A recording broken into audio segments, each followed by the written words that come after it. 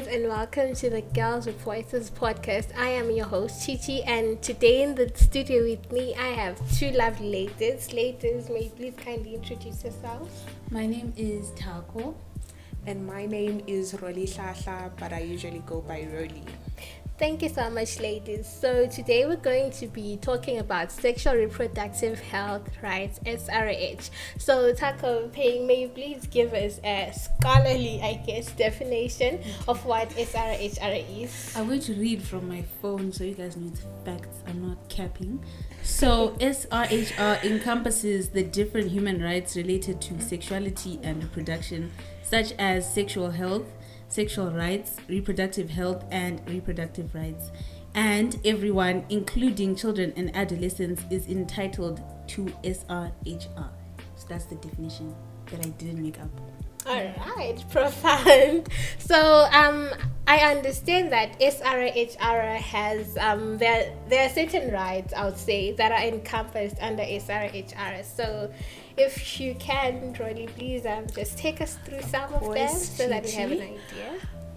So the major themes and rights that fall under SRHR are, information to sexual and reproductive health, from our clinics, hospitals, the right to confidentiality. Thank you so much. The right to confidentiality when you're going to acquire such services. It encompasses gender equality, the right to choose your marital status, whether you want to get married or not, the right to opt for certain, sexual and reproductive healthcare like vaccines and, general health services that are provided as mass services to the community, the right to opt into them or opt out. I would say these are the main ones. Of course, there are smaller ones that fall within this that we'll discuss about later,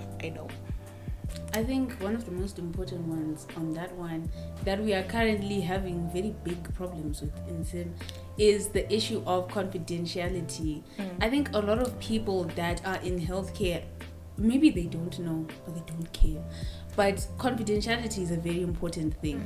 And the reason why so many adolescents and so many women in general, because I can talk about women because that's my experience, women are afraid to go to these healthcare providers and ask for contraception or ask for education or ask for emergency contraception, because they know that once you leave, if my sister from church saw you there, my sister from church is going to go and tell her sister from church, is going to tell someone else and tell someone else, and you're not supposed to do that.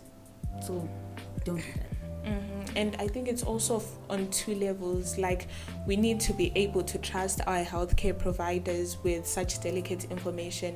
And also, as people, if we meet each other at the gynae as women, you shouldn't shame the other woman or a young lady asking also what are they doing, a 14-year-old by the gynaes, what are they doing, are they engaging in sex and stuff like that. So we should give each other grace too as people acquiring this medical assistance.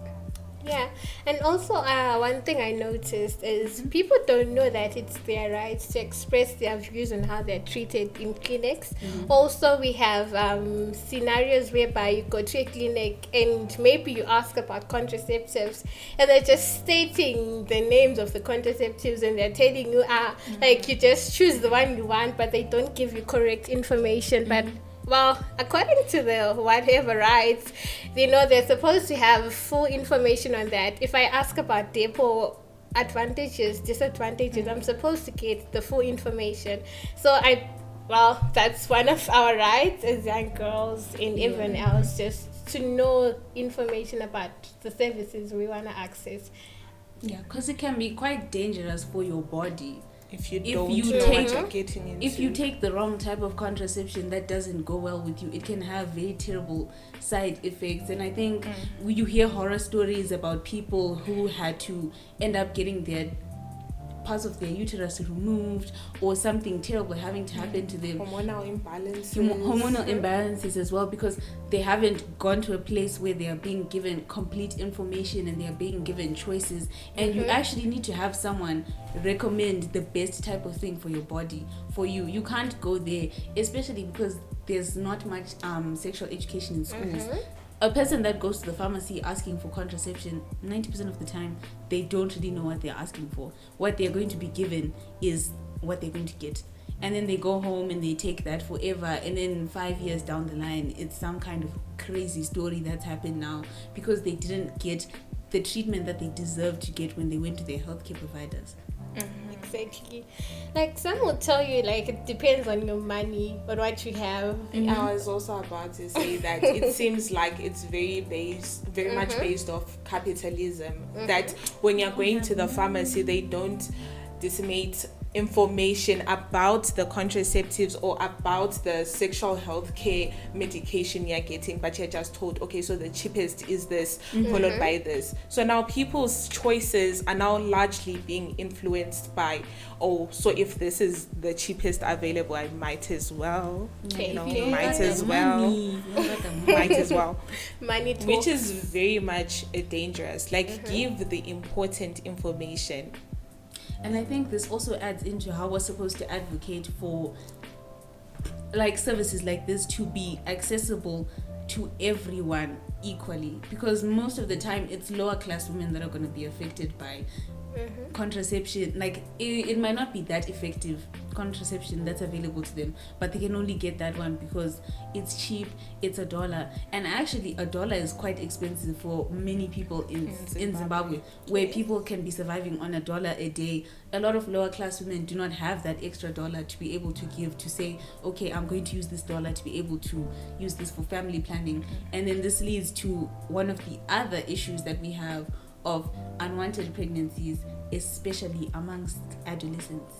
Exactly. Yeah, can you see that SRHR also links with the high rates of teen pregnancies that we see, that as young people, one, we don't have adequate information to help us safely prevent things like STIs and pregnancies, and two, when we're subjected to these teen pregnancies because maybe lack of adoption adoption options, that can I give up this child in the Zimbabwean climate? That's not possible. Exactly. But also abortion options in Zimbabwe, which are very much limited, and some may say illegal in Zimbabwe. It's illegal. You can't do it.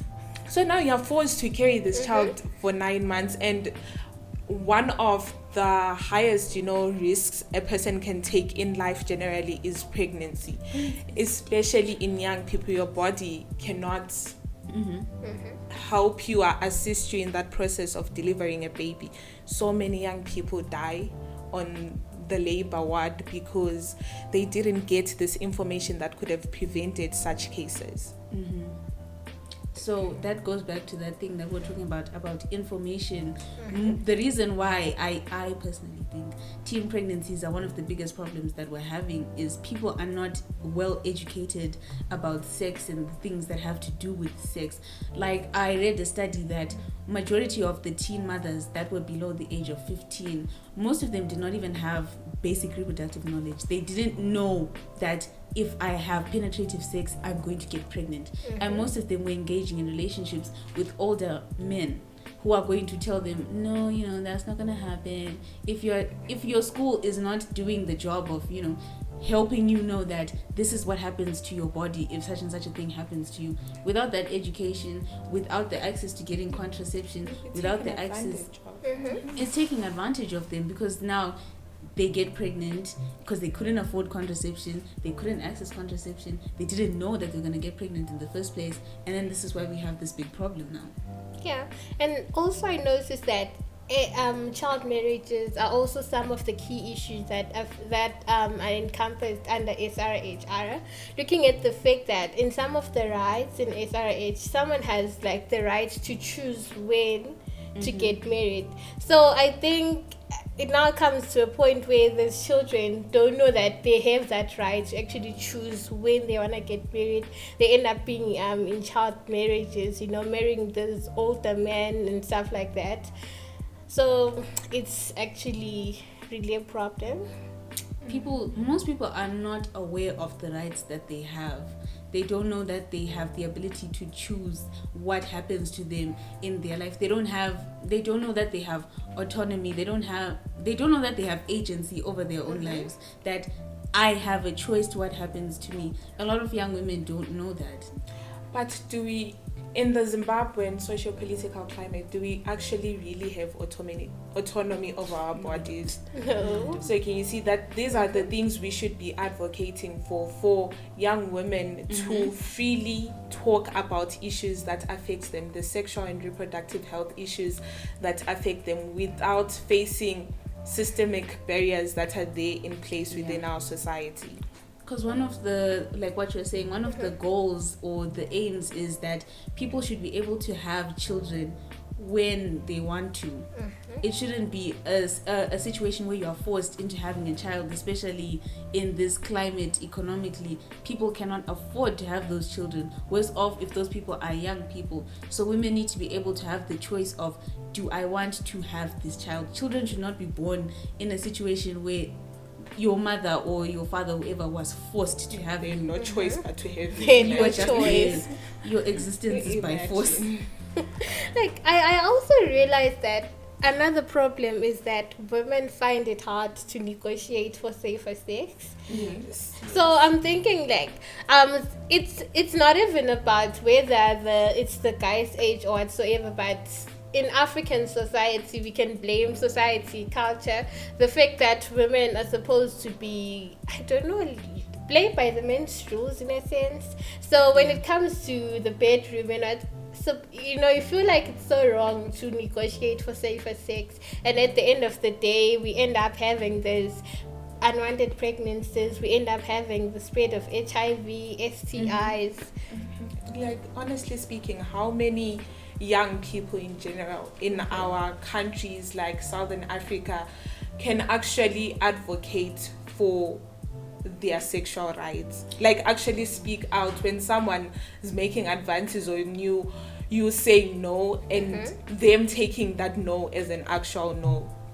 So many people don't realize that sexual rights are being infringed on or crossed when people coerce you into doing things that you don't want to do. Like, ungabona umuntu sencenga and consistently like pushing and pressuring you to do something.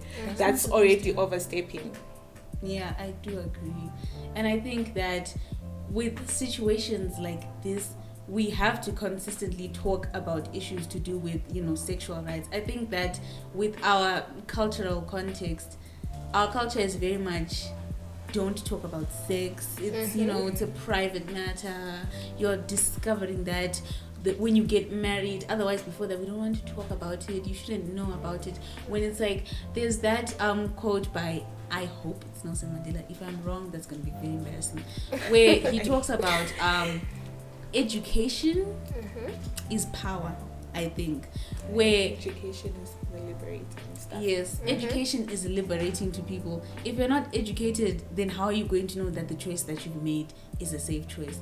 And I always think about how, as human beings, we learn things. You never woke up one day and started walking by yourself.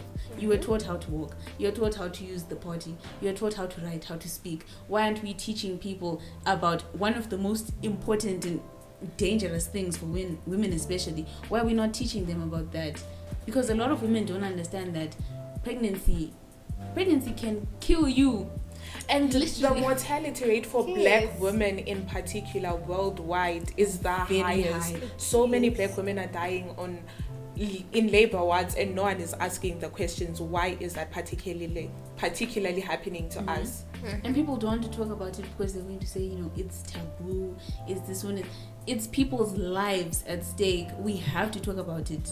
but then African society, it's like you even find it hard to just go, like, as old as you might be 19, 18, it's even hard to just go to your mom and say, oh mom, this, Because they immediately assume that you're doing it now. Yes, and they just start telling you about all the bad things, like, especially we have no shade thrown or anything like that, but then you notice that they start telling you about all the disadvantages of having sex at your age. Then now we get to a point where I'm like, okay, I'm already doing it, I'm trying to find a way to go around it, and I'm like, okay, she's not offering me any solution. Then I turn up with then I'm turning up now pregnant, and it becomes another issue. But then I didn't have access to that guidance in a sense. Yeah, like the knowledge about what happens with sex and everything to do with it, and not even just talking about penetrative sex or anything like that, how your body works as a woman, yeast infections, things like that. That type of knowledge should be coming from institutions like your school. You should be able to go to a healthcare provider regardless of your age and get pamphlets. There should be classes. Your parents should be able to teach you about this, because with a lot of young people, the issue is that if you're not able to access this information from a safe space, you are now going to the internet. You are now turning to, adult films or whatever that are going to teach you the wrong thing, essentially. You're going to get misinformation, and this is why we also have a lot of these issues to do with STIs and things, because another problem with a lot of young people is that they think that HIV is the only STI that exists, and that they syphilis. I don't know. I think I can call it an eye test, where as long as everything looks fine, sharp, let's go. When it's like, no, don't do that. You can still get an STI. You can still get something. You need to be able to go and get tested. You need to be able to see a gynae if you're a woman for whatever reason without feeling shame about it. I think also it also goes to the issue of how young girls are afraid, or let's say they're more afraid of falling pregnant than acquiring HIV. Yes. So we get to a point where we see them buying like the emergency pill. Well, it's okay, but then they're having unprotected sex. They're not condomizing. Some will tell you the condom is uncomfortable, but girl, this is your health. And that wouldn't be an issue though if people could easily get tested, right? Whereby, in as much as I can get the morning after pill, as long as I knew that my partner and I are clean, then it will be a much easier, space to navigate. But also, I was wondering that when you're talking about education, don't you guys also feel like we need to learn more about generally the reproductive health and system in us women, and also the same for males in their spaces? So we have probably said a lot about these topics, and I suggest that everyone go home to read, because we definitely did not exhaust everything. These were just our opinions, and so much falls under this topic. You can read some articles from our magazines to get more information. Gigi? All right, ladies, thank you so much for the exciting discussion. Well, that is from us. I hope you enjoyed. I hope you learned something. Well, this is us signing out, and please do remember to share, like, subscribe on our channel. Yes, thank you so much, guys. Bye till next time.